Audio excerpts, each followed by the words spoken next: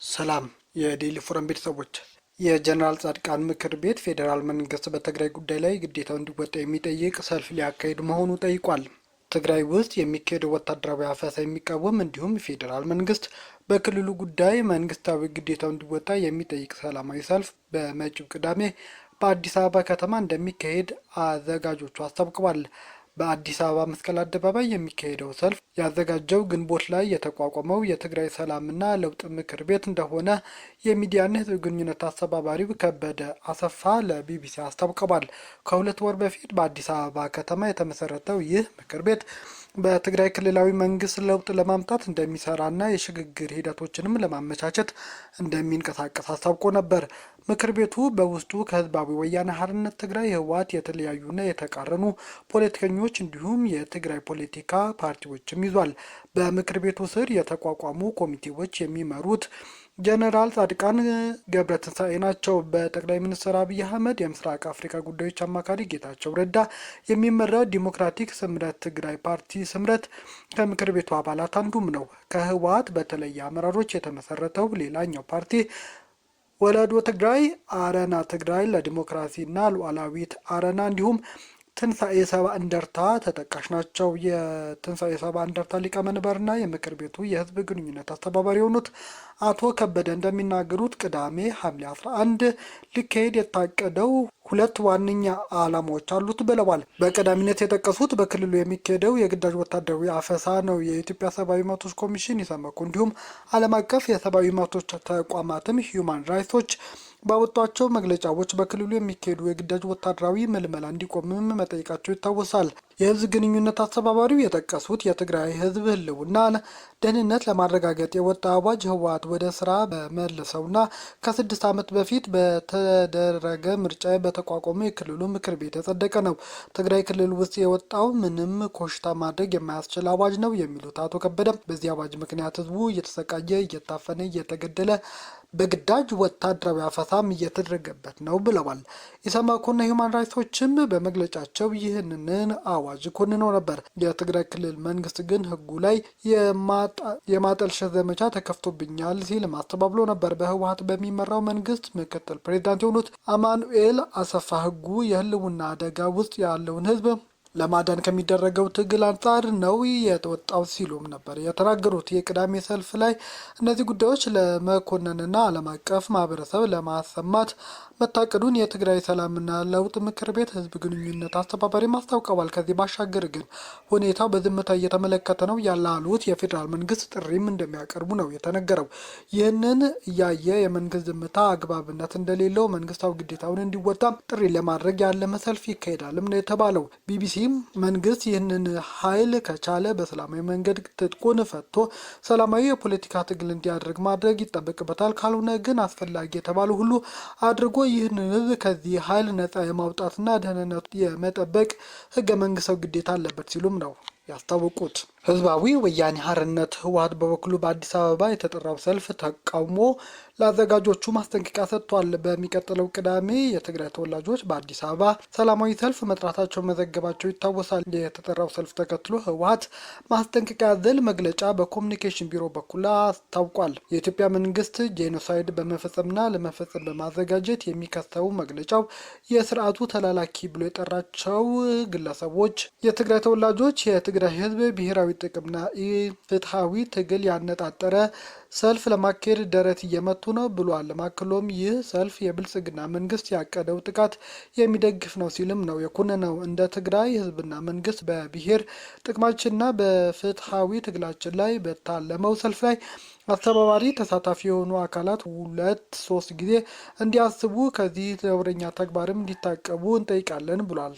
ህወሓት ባወጣው መግለጫ ህወሓት የተጠራውን ሰልፍ በብሔራዊ ጥቅማችን ላይ ያነጣጠረ ነው ቢልም የሰልፉ ዓላማ ግን ከዚህ ፍጹም የተለየ ነው። የቅዳሜ አይነት ህዝብ ዋና ዓላማው ህወሓት እያደረገ ያለውን ህገወጥ ወታደራዊ ፍላጎት እንዲያቆም ለማስቻል መሆኑንም ነው እየተነገራለው። ከህወሓት ጋር በተያያዘም የህወሓት ወታደራዊ አመራሮች የቲዲኤፍ ሴት ወታደሮችን መድፈራቸው በምርመራ ተጋለጠ።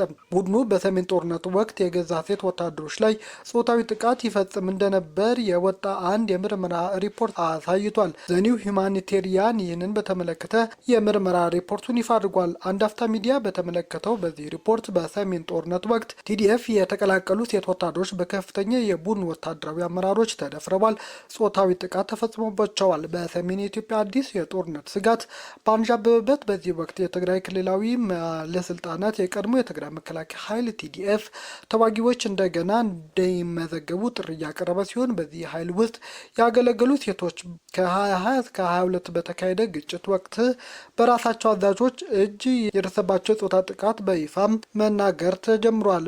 በጦርነት ወቅት የተፈጸሙ የሰብአዊ መብት ጥሰቶች ላይ የተደረገው አብዛኛው ትኩረት የኢትዮጵያ መንግስት ወታደሮች ከእነሱ ጋር በአጋርነት የተዋጉት የኤርትራና የአማራ ኃይሎች ህወሓት ለማጥፋት በተወሰደ ዘመቻ ወቅት በተፈጸመ ግፎች ላይ ብቻ ነበር። የቲዲኤፍ መኮንኖች በሴት ተዋጊዎች ላይ የፈጸሙት የጾታ ጥቃት በተመሳሳይ ትኩረት ምርመራ እየተደረገበት ነው።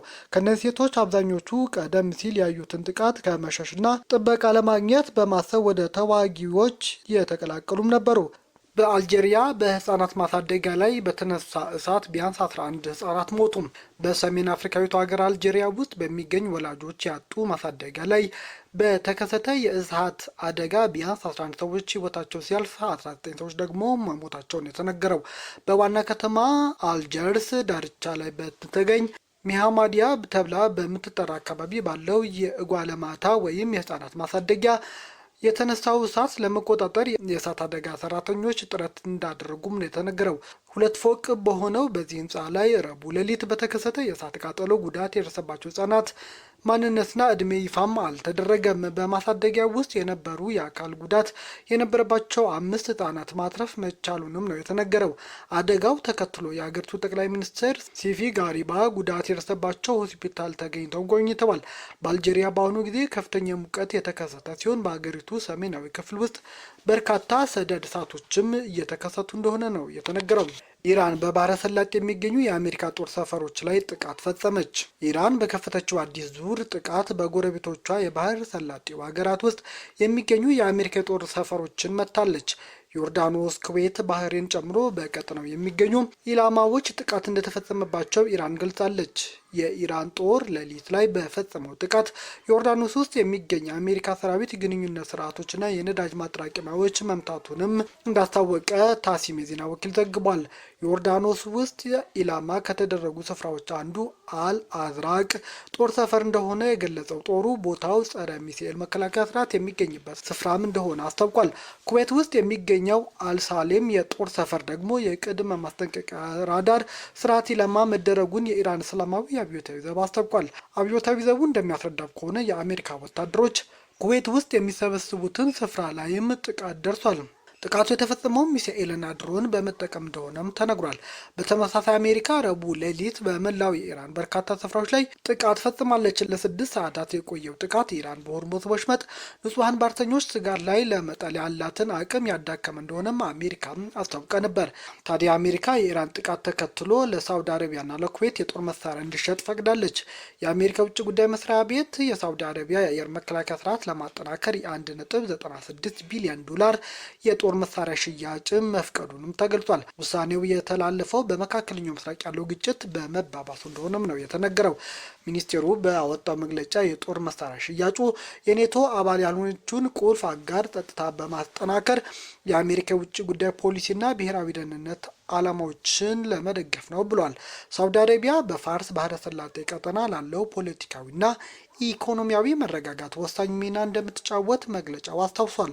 መግለጫው ጨምሮ ለሳውዲ አረቢያ የቀረበው ስምምነት ለአየር በአየርና ከአየር ወደ ምድር ለሚደረጉ ዘመቻዎች የሚውሉ ዘመናዊ የጦር መሳሪያ ስርዓትን ጨምሮ ተኳሽ፣ ተተኳሽና ሌሎችም መለዋወጫዎች፣ ስልጠናና የሎጂስቲክ ድጋፍ ያካትታልም ተብሏል። የውጭ ጉዳይ መስሪያ ቤቱ ለኩዌት ለጦር አውሮፕላኖች ቴክኒክ ድጋፍ የሚውል የ484 ሚሊዮን ዶላርም ድጋፍ አጽድቋል።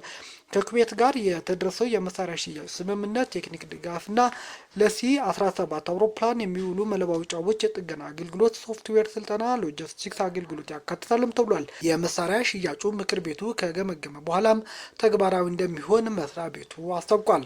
በሌላ በኩል ደግሞ ፕሬዚዳንት ትራምፕ ኢራን ባህሪዋን እንድታስተካከል ካስጠነቀቁ በኋላ የአሜሪካ ጦር አዲስ ጥቃት በኢራን ላይ መክፈቱ ተነግሯል። ፕሬዚዳንት ዶናልድ ትራምፕ ረቡዕ ዕለት ኢራን ባህሪዋን እንድታስተካከል ካስጠነቀቁ በኋላ ነው የአሜሪካ ጦር በአገሪቱ በኢራን የተለያዩ ክፍሎች ላይ አዲስ ጥቃት የከፈተው። አሜሪካ ለሳውዲና ለኩዌት የጦር መሳሪያ ሽያጭ የፈቀደችው የኢራን ጥቃት መባባሱ በመቀጠሉ ሲሆን የአሜሪካ ጦርም ባወጣው መግለጫ በሆርሙዝ ወሽመጥ የሚያልፉ መርከቦች ጉዞን ጋር አደጋ ላይ ለመጣል ጥቅም ላይ የዋሉ የኢራን ወታደራዊ አቅሞች ኢላማ መድረጋቸውንም ነው በጥቃቱ ያስታወቀው። ለ90 ደቂቃ በቆየው አዲስ ዙር ጥቃት በታላቅ ቱንብ ደሴት የሚገኝ የኢራን የባህር ዳርቻ መከላከያ እንዲሁም የክሩዝ ሚሳኤል ማከማቻና ማስወንጨፊያ ጣቢያዎች መመታታቸው ተገልጿል። የኢራን እዝ ማዕከላት የጸረ አውሮፕላን መከላከያ ስርዓቶች፣ የሚሳኤልና የድሮን አቅሞች እንዲሁም የባህር ዳርቻ መከታተያ ተቋማት ጥቃት ከደረሰባቸው የመከላከያ አቅም መካከል ተጠቃሽ ናቸው። በሆርሙዝ ወሽመጥ ላይ የምትገኘው ባንደር አባስ ከተማም ኢላማ እንደሆነች ነው የተነገረው። እንደ ጦር ገለጻ አሜሪካ ወደ ኢራን ወደቦች የሚደረግ ጉዞ ላይ የጣለችው እገዳ በመጣስ ለማለፍ የሞከሩ አንድ መርከብ ላይ ተኩሳለች። ዋሽንግተን ይህንን ጥቃት ያደረሰችው ኢራን ባህሬንና ኩዌት ውስጥ ያላት ጨምሮ በቀጠናው የሚገኙ የአሜሪካ ወታደራዊ ኢላማዎች በኢራን መደብደባቸው ተከትሎ ነው። ለ5 ቀናት የቀጠለው አዲስ ዙር የአሜሪካ ኢራን የጥቃት ምልልስ አገራቱ ጦርነቱ ለመቋጨት ገብተውት የነበረውን የመጀመሪያ ደረጃ ውልም ጥሶታል። የኢራን ዋና ተደራዳሪና የፓርላማ አፈ ጉባኤው መሐመድ ባገር ጋሊቫፍ አገራቸው ከስምምነቱ የማትጠቀም ከሆነ ለውሉ የምትገዛበት ምንም አይነት ምክንያት እንደሌለ ለመንግስት መገናኛ ብዙኃን አስታውቀዋል። ፕሬዚዳንት ትራምፕ ኢራን እስከሚቀጥለው ሳምንት ድረስ ወደ ንግግር የማትመለስ ከሆነ ድልድዮቿና የኃይል ማመንጫ ተቋማቷ እንደሚወድሙም ዝተው ነበር። ረቡዕ ዕለትም ከጋዜጠኞች ጋር በነበራቸው ቆይታ ይህንን ከማድረጋቸው በፊት ቀነ ገደብ ይሰጡ እንደሆነ ተጠይቀዋል። ቀነ ገደብ ማስቀመጥ አልወድም ያሉት ትራምፕ ነገር ግን እነሱ በደንብ ያውቁታል፣ ታሪኩን ያውቁታል፣ ባህሪያቸውም ቢያስተካክሉ ይቻላቸዋል ሲሉም አስፈራርተዋል። በኋላ ላይ ደግሞ ኢራን ደስተኛ አይደለችም ሲሉም በመከላከያ ጉባኤ ላይ ለተገኙ ልኡካኖች ሲናገሩም ተደምጠዋል። ለስምምነት እጅግ ይፈልጋሉ፣ እያደረግን ያለነው ነገር አልወደዱትም ብለዋል። ትራምፕ የምንፈልገው ከእነርሱ ጋር መስማማት ነው ወይም የጀመርነው እናጠናቅቃለን የሚለው እንመለከታለን ሲሉም ነው ትራምፕ ያስታወቁት። የኢራን ዋና ተደራዳሪ ጋሊባፍ በበኩላቸው የሀገራቸው ብሔራዊ ደህንነት የተመሰረተው በሆርሙዝ ወሽመጥ ያለው የኢራን አሰራር በማስቀጠል ላይ እንደሆነም ነው ያስታወቁት። ከአሜሪካ ጋር የህልውና ግጭት ውስጥ ያለችው ኢራን ድርድሩን የምትመለከተው ከጦርነት ጎን ለጎን እንዳለ የትግል ስትራቴጂክ እንደሆነም ነው ያስታወቁት። ቤተሰቦቻችን ዜናዎቻችን ላይ ካርጉ ለሌሎች ተደራሽ እንደሆኑም ሼር አድርጉ። አዲስ የሆናችሁ ሰብስክራይብ በማድረግ ቤተሰብ ሆኖ ሰናይ ጊዜ